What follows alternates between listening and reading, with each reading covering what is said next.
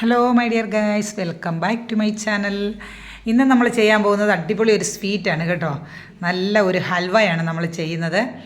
ഇത് കണ്ടോ, നല്ല അടിപൊളിയായിട്ട് നല്ല സോഫ്റ്റായിട്ട് നല്ല പഞ്ഞി പോലെ നല്ല വായിലിട്ടാൽ അലിഞ്ഞു പോകുന്ന ഒരു ഹൽവയാണ് നമ്മൾ ചെയ്യുന്നത്. ഇത് ബീട്രൂട്ട് വെച്ചിട്ടാണ് നമ്മൾ ചെയ്യുന്നത് എന്നുള്ളതാണ് ഇതിനകത്ത് ഒരു പ്രത്യേകത കേട്ടോ. അപ്പം നമുക്കെല്ലാവർക്കും ഈ ബീട്രൂട്ട് വെച്ചിട്ട് ഹൽവ ഉണ്ടാക്കുന്നത് എങ്ങനെയാണെന്നൊന്ന് കണ്ടു നോക്കാം. ഒരുപാട് ഇൻഗ്രീഡിയൻസ് ഒന്നുമില്ല. നമ്മുടെ വീട്ടിലുള്ള 2-3 ഇൻഗ്രീഡിയൻസ് മാത്രമേ നമുക്കിതിനകത്ത് ആവശ്യമായിട്ട് വരുന്നുള്ളൂ. വളരെ ഹെൽത്തി ആയിട്ടുള്ള ഒരു ഹൽവയാണ് നമ്മൾ ചെയ്യുന്നത്. അപ്പം നമുക്ക് നമ്മുടെ വീഡിയോയിലേക്ക് പോകാം. വീഡിയോയിലേക്ക് പോകുന്നതിന് മുമ്പായിട്ട് തന്നെ നിങ്ങൾ സബ്സ്ക്രൈബ് ചെയ്ത് കാണുന്ന സുഹൃത്തുക്കളുണ്ടെന്നുണ്ടെങ്കിൽ ഒന്ന് സബ്സ്ക്രൈബ് ചെയ്ത് സപ്പോർട്ട് ചെയ്യാൻ മറക്കല്ലേ കേട്ടോ. അപ്പം നമുക്ക് നമ്മുടെ വീഡിയോയിലേക്ക് പോകാം. അപ്പോൾ 2 ബീട്രൂട്ട് നമ്മൾ എടുത്ത് അതിൻ്റെ തോലെല്ലാം ഒന്ന് കട്ട് ചെയ്ത് വൃത്തിയായിട്ട് നമ്മൾ കഴുകി എടുത്തുകൊണ്ട് വരണം. ഒരു അത്യാവശ്യം വലിപ്പമുള്ള 2 ബീട്രൂട്ടാണ്. ഞാനിപ്പോൾ ചെറിയൊരളവിൽ മാത്രമേ ചെയ്ത് കാണിക്കുന്നുള്ളൂ. ഈ ഒരു 2 ബീട്രൂട്ട് നമ്മൾ നന്നായിട്ട് ഇതുപോലെ ഒന്ന് തോലെല്ലാം കട്ട് ചെയ്ത് കഴുകി എടുത്ത് കൊണ്ടുവന്നിട്ടുണ്ട്. ഇനി ഇത് നമ്മൾ കുറച്ച് ചെറിയ പീസുകളായിട്ട് മുറിച്ചെടുക്കണം. ഒരു ബീട്രൂട്ട് ഒരു 8 പീസ് വരുന്ന പോലെയാണ് ഇപ്പോൾ ഞാൻ കട്ട് ചെയ്തിരിക്കുന്നത്. ഇനി നമ്മൾ കുറച്ചും കൂടെ ചെറുതാക്കണം, കാരണം നമ്മൾ മിക്സിയിലൊന്ന് അരച്ചെടുക്കാൻ വേണ്ടിയിട്ടാണ്. അപ്പോൾ കുറച്ച് ചെറിയ പീസുകളാണെങ്കിൽ മിക്സിയിൽ നമുക്ക് നന്നായിട്ട് അരഞ്ഞ് കിട്ടും. അതുപോലെ തന്നെ ഈ ബീട്രൂട്ട് ഇട്ട് മിക്സിയിൽ അരയ്ക്കുമ്പോൾ നമ്മളൊരല്പം വെള്ളം ചേർത്ത് കൊടുക്കുകയോ അല്ലെന്നുണ്ടെങ്കിൽ നമ്മൾ തേങ്ങാപ്പാൽ ഒരല്പം ചേർത്ത് കൊടുക്കുകയോ ചെയ്യാം. ഇതുപോലെ ഞാൻ ചെറുതായിട്ട് കട്ട് ചെയ്തിട്ടുണ്ട്. അപ്പോൾ മാത്രമേ നമുക്ക് നല്ല തരിയൊന്നുമില്ലാതെ നല്ല നൈസായിട്ട് അരഞ്ഞ് കിട്ടുള്ളൂ. അതുകൊണ്ടാണ് ചെറിയ പീസുകളായിട്ട് കട്ട് ചെയ്തെടുത്തിരിക്കുന്നത്. അപ്പോൾ ഇത്രയും ചെറുതായിട്ട് അരിഞ്ഞെടുത്ത് വെച്ച ബീട്രൂട്ട് നമ്മളൊരല്പം വെള്ളം ഒഴിച്ച് അരച്ച് നമ്മൾ റെഡിയാക്കി വെച്ചിട്ടുണ്ട്. അടുത്ത സ്റ്റെപ്പ് എന്ന് പറഞ്ഞാൽ നമ്മളൊരു പാൻ അടുപ്പിൽ വെച്ചിട്ട് ചൂടായി വരുമ്പോൾ അതിലേക്ക് ഒരു ലേശം നെയ്യ് ഒഴിച്ച് കൊടുക്കുന്നുണ്ട്. ഒരു 1/2 ടീസ്പൂൺ നെയ്യ് ഒഴിച്ച് കൊടുത്താൽ മതിയാവും. അതിലേക്ക് നമ്മൾ കുറച്ച് കശുവണ്ടി ഒന്ന് ഇട്ട് കൊടുത്ത് ഒന്ന് വറുത്തെടുക്കുന്നുണ്ട്. നമ്മൾ ഒരുപാട് വറുത്ത് പോകേണ്ട കാര്യമില്ല. ഒന്ന് ജസ്റ്റ് ഒന്ന് കളറ് മാറി വരുമ്പോൾ തന്നെ നമുക്കെടുത്ത് മാറ്റാവുന്നതാണ്. ഇത് വറുക്കാതെ വേണമെങ്കിൽ പച്ചയ്ക്കും ഇട്ട് കൊടുക്കാം, പക്ഷേ ഞാനൊന്ന് വറുത്തിട്ടാണ് ഇടുന്നത്. അതൊരു ടേസ്റ്റ് അല്പം കൂടുതലായിട്ട് തോന്നും നമുക്ക്. ഒന്ന് കളറ് മാറി വരുമ്പോൾ തന്നെ നമ്മളത് ഒന്ന് പാനിൽ നിന്ന് കോരി വേറൊരു പാത്രത്തിലേക്ക് മാറ്റി വയ്ക്കുന്നുണ്ട്. അതിനുശേഷം നമ്മൾ ഈ ബാക്കി നെയ്യിലേക്ക് ഇട്ട് കൊടുക്കുന്നത് ഒരു 6-7 ബദാം പരിപ്പാണ് കേട്ടോ. ബദാം പരിപ്പും കൂടെ നമ്മൾ ഇതിലേക്ക് ഇട്ട് കൊടുക്കാം. നമുക്ക് ഇഷ്ടമുള്ള ഏത് നട്ട്സ് വേണമെങ്കിലും നമുക്കിതിലേക്ക് ചേർത്ത് കൊടുക്കാം ഈ ഹൽവയിൽ ഇടാൻ വേണ്ടിയിട്ട്. അപ്പോൾ ബദാം ഇട്ടിട്ട് നമ്മളൊന്ന് നന്നായിട്ട് ചൂടായതിന് ശേഷം അത് നമുക്ക് ഒന്ന് കോരി മാറ്റാവുന്നതാണ്.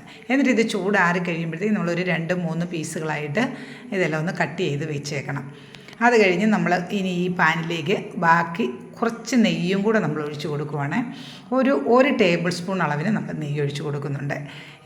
നമുക്കൊരു 2-3 പ്രാവശ്യമായിട്ട് ഒരല്പം നെയ്യ് ഒഴിച്ച് കൊടുക്കണം കേട്ടോ.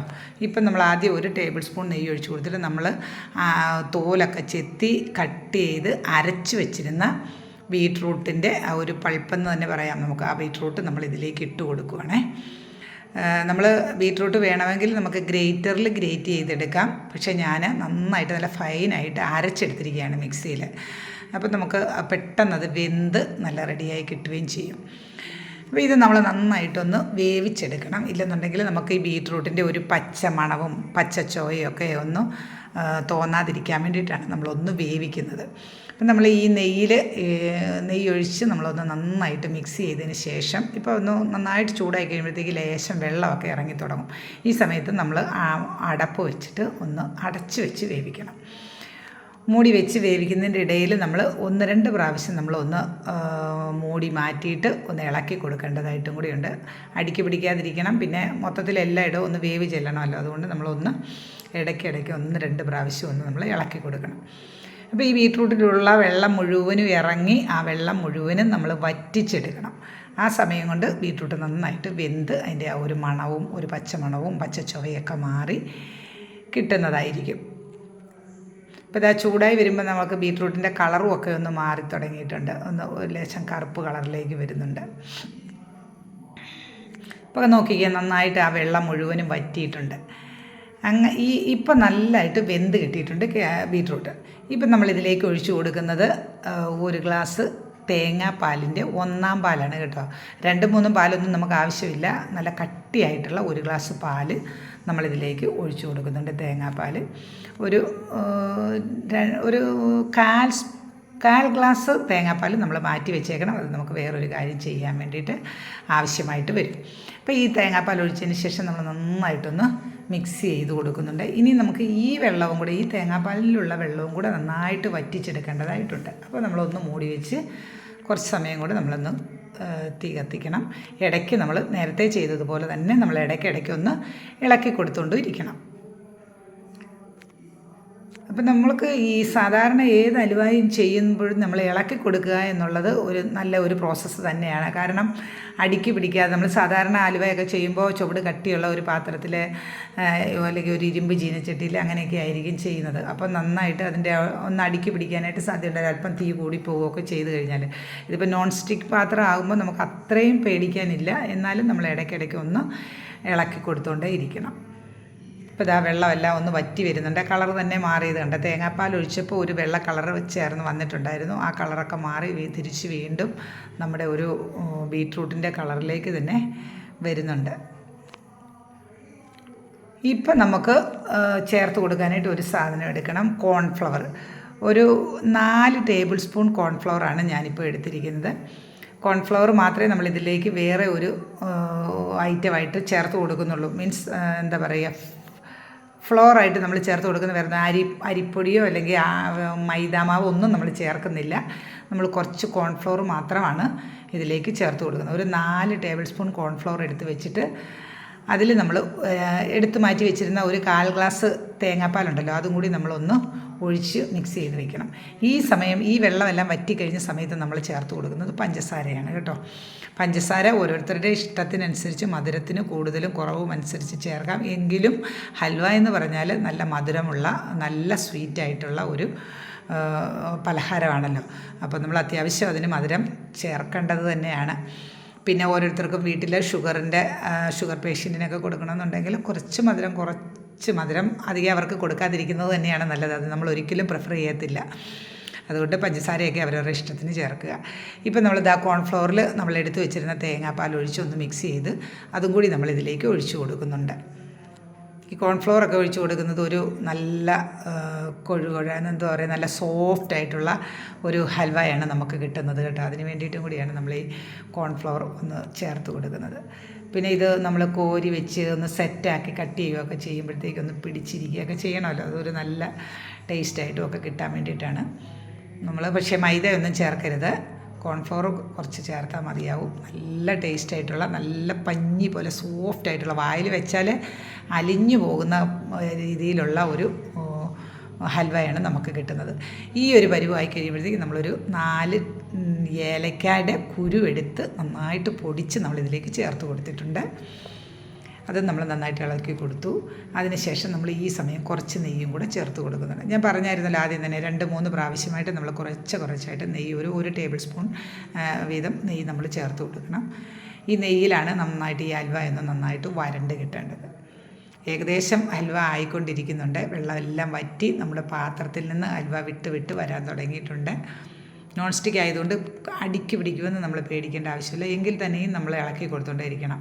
ഈ പഞ്ചസാരയും എല്ലായിടത്തും ഒരുപോലെ വരണമല്ലോ. അപ്പം നമ്മൾ നന്നായിട്ട് ഇളക്കി കൊടുക്കണം. ഈ സമയത്ത് നമ്മൾ വറുത്തിട്ട് കട്ട് ചെയ്ത് വെച്ചിരിക്കുന്ന നമ്മുടെ നട്ട്സുകളൊക്കെ ചേർത്ത് കൊടുക്കാവുന്നതാണ്. നമ്മൾ വറുത്തത് കൊണ്ടാണ് നമ്മൾ ഈ അവസാന സമയത്ത് നമ്മൾ നട്ട്സൊക്കെ ഇട്ട് കൊടുക്കുന്നത്. വറുത്തിട്ടില്ലെങ്കിൽ നമ്മൾ ആദ്യം തന്നെ തേങ്ങാപ്പാൽ ഒഴിച്ച് കൊടുക്കുന്ന ആ ഒരു സമയത്ത് തന്നെ നമ്മൾക്ക് നട്ട്സുകൾ ചേർത്ത് കൊടുക്കാം. കാരണം അതൊന്ന് വെന്ത് കിട്ടണമല്ലോ. അതിനുകൊണ്ട് ഇത് വറുത്തത് കൊണ്ട് നമ്മൾ ലാസ്റ്റ് മൊമെൻറ്റിൽ ഇട്ട് കൊടുത്താൽ മതിയാവും. ഇപ്പം നന്നായിട്ട് പാത്രത്തിൽ നിന്നൊക്കെ വിട്ട് വന്നിട്ടുണ്ട്. ഏകദേശം നമ്മുടെ ഹൽവ റെഡി ആയിക്കൊണ്ടിരിക്കുന്നുണ്ട്.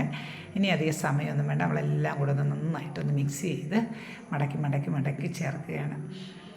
അപ്പോഴേ എല്ലായിടത്തും ആ ഒരു നട്ട്സൊക്കെ നമ്മൾ ചേർത്ത് കൊടുത്തിട്ടില്ലേ, അതൊക്കെ ഒന്ന് എല്ലായിടത്തും എത്തിപ്പെടണമല്ലോ. അതിന് വേണ്ടിയിട്ട് നമ്മൾ പിന്നെ ഒരു ലേശം പോലും വെള്ളം കാണാൻ പാടില്ല. വെള്ളത്തിൻ്റെ അംശം എല്ലാം നന്നായിട്ട് വറ്റി കിട്ടണം. അതിന് വേണ്ടിയിട്ടാണ് നമ്മൾ നന്നായിട്ട് ഇളക്കി വറ്റിച്ചെടുക്കുന്നത്.